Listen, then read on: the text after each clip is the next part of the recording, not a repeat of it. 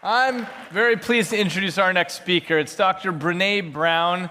I've run into countless people who have read her books. She's a research professor at the University of Houston, and she's not like a professor you've had who teaches economics or Spanish or math. Brene studies things like vulnerability and authenticity and shame, and she's here to teach us about the upside of being vulnerable. Thank you, Brene.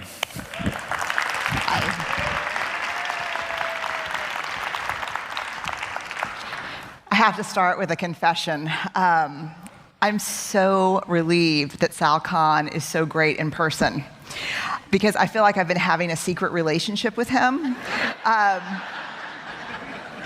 even kind of blushed when he came on stage. For the last year, in every parent's life, there are these defining moments, like when your child can outrun you for the first time. When they bring home homework you can't help them with for the first time. So that's how I met Sal. Ellen came home with algebra homework this year, and she said, I'm stuck. She was kind of tearful. She's like, I'm not sure what's going on. And I had two opportunities, the honorable and the not so honorable. The honorable would be to say, let me introduce you to the Khan Academy. But I didn't do that. I said, I need to fire off an email. I'll be right back. So I went into my office, I took copious notes on my hand, and I came back and I said, I think we can do this. Let's start with orders of operation. So I'm very grateful for the Khan Academy because she's like, that's awesome, Mom. I said, anything you need, bring it right back to me. I'm going, when Ernie and Cheryl called and said, how would you like to do the 10-minute update, the alumni update, because I spoke here in 2009. I said yes, because I'm a huge fan of with Up, and I'm also a huge fan of Ernie and Cheryl's. And I thought about, what am I going to talk about? What's the update? So I'll start here. My clicker can be engaged. Am I not clicking? I'm not clicking. I'm hearing it's coming. This is a new sign in our house at home. And I bought it for a couple of reasons, one professional, one personal. And the personal reason is, as a researcher and someone who speaks a lot in organizations and schools, one of the things that I have really noticed over the last 18 months is how profound this cultural message of fun, fast, and easy has invaded every aspect of our lives. I spent the first 6 years of my work studying shame, that feeling that makes us feel less than and not enough. And we all know it. And one of the things that has become increasingly disturbing to me is that I see college-age students feeling small because things are not easy for them. And the message is, not only should you be able to do it and do it well, it should be a breeze. And so I wanted to put this in my house because I believe in kind of the old school wisdom of hard work and that we can do hard things. The other reason I love this sign is because, as a researcher, my question that I've asked over the last decade has simply been this. We live in a culture of scarcity, a culture of never enough. Never good enough, wealthy enough, rich enough, never not enough time. I've got a good friend, Lynn Twist, who wrote a book called The Soul of Money. And she writes in this book, every morning we wake up and the first thing we say before our feet hit the floor is, I didn't get enough sleep. And at night we crawl into bed and the last thing we say before our head hits the pillow is, I didn't get enough done. And there's this major culture of scarcity, of not enough. And so my question as a researcher has been, for the men and women who wake up every day and navigate this culture from a place of worthiness, a place of I'm imperfect, I'm vulnerable, but I'm enough? What do they have in common? And as a qualitative researcher, what I often end up with in terms of data are a lot of words that don't make sense to me. And so I ended up with some words as part of my research, studying these folks, these men and women who are engaging with the world from a place of worthiness. I ended up with some words that look like this: tenacity, strategic, I can, surviving failure, bulldogging it, struggle, perseverance. The men and women who were living and loving these wholehearted lives had these things in common. And I couldn't figure out exactly what it was. The closest I could get from my own personal vocabulary was Plan B. They were Plan Bers, and they were kind of scrappy. They could figure things out. They could get things done. The one thing I never thought that it was, that it ended up being, was this: hope. I didn't think it was hope because when I think of hope, I think of this. I'm a huge Emily Dickinson fan, and I love this poem. Hope is the thing with feathers that perches in the soul. We have some very romantic and poetic notions of hope. We use the word all the time. We throw it around. I really hope I get that job. I really hope I make the soccer team. I really hope things go well. But the more I looked into hope, the more I realized that we're completely off base, and this is a beautiful poem, but has nothing to do with what hope really is. There's a researcher at the University of Kansas, Lawrence, C.R. Schneider, he died a couple of years ago, who spent his career studying hope. And I lucked into his research because when I had my list of words that all of these wholehearted men and women had in common, I took a combination of them one day for the millionth time, doing a keyword search in the academic literature, and I came up with his theory on hope.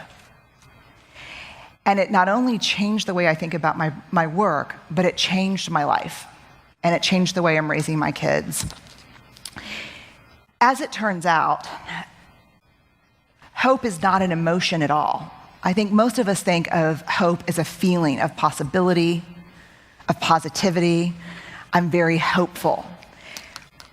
What hope actually is it is a cognitive thinking approach. Hope is not how we feel, it's how we think. And here is the most, I think, profound news of all. It is 100% teachable. The majority, we can measure hope in people.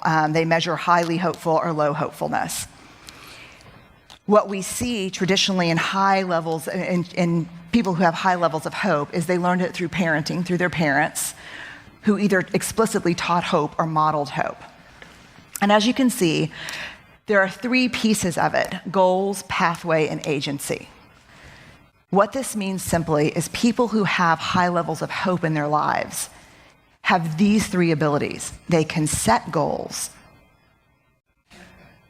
which is in itself not an easy task, and we'll talk about it more in a second. They can cultivate pathways to achieving those goals, and they have a sense of agency. And agency is simply, I believe I can do it. Here's the part that, let me just ask, how many educators in the audience today? I know there's a large number. How many parents in the audience? I knew there was a larger number. Here's the part that I think is so important. Hope is a function of struggle. The two prerequisites for high levels of hopefulness are perseverance and tenacity. The people who have the highest levels of hope have the most experiences of failure. So let me give you an example of how these things work together: goals, pathways. I'm going to set this down. Goals, pathway, and agency. Earlier this year, I was doing a radio show with Corinne Motokaitis. She has a show called How She Really Does It. And she and I were talking, and through the course of the radio show, we kind of discovered that we're both ex-swimmers. She went on to be like an Olympic swimmer and now coaches elite swimming. I'm a shame researcher. So our levels of swimming took different paths. But I was talking about hopefulness, and she said, let me ask you this question. I have an exercise that I do with my swimmers all the time, and I've been getting an increasing amount of flack about this exercise, and I want to know what you think. Does everybody know what a flip turn is? Okay, a flip turn is, in competitive swimming, when you swim up to the wall, instead of touching and pushing off with your feet, you do kind of a somersault and you push off.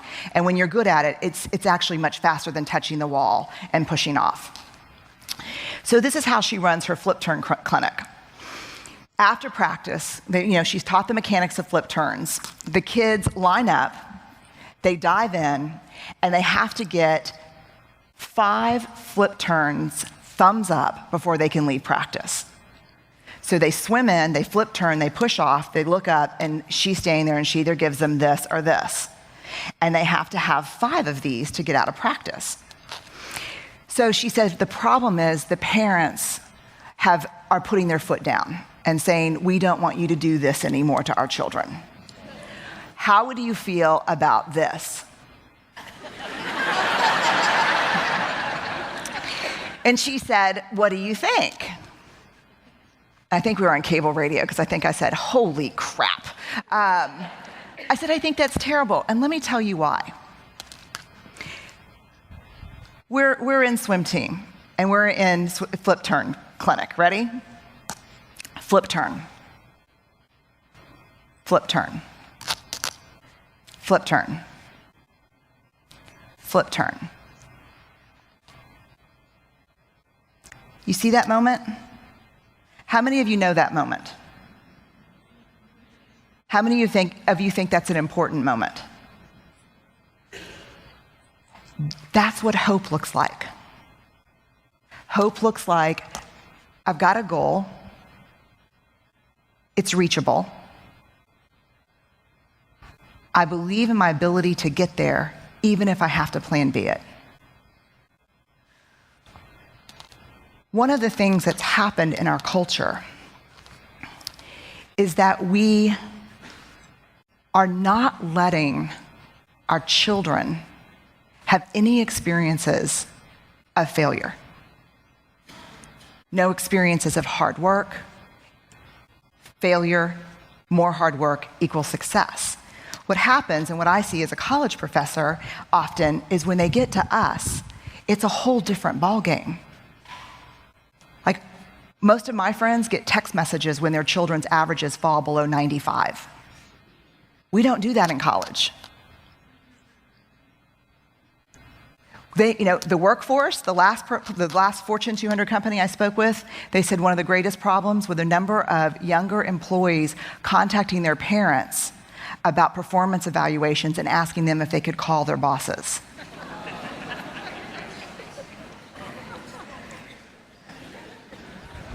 There's an issue.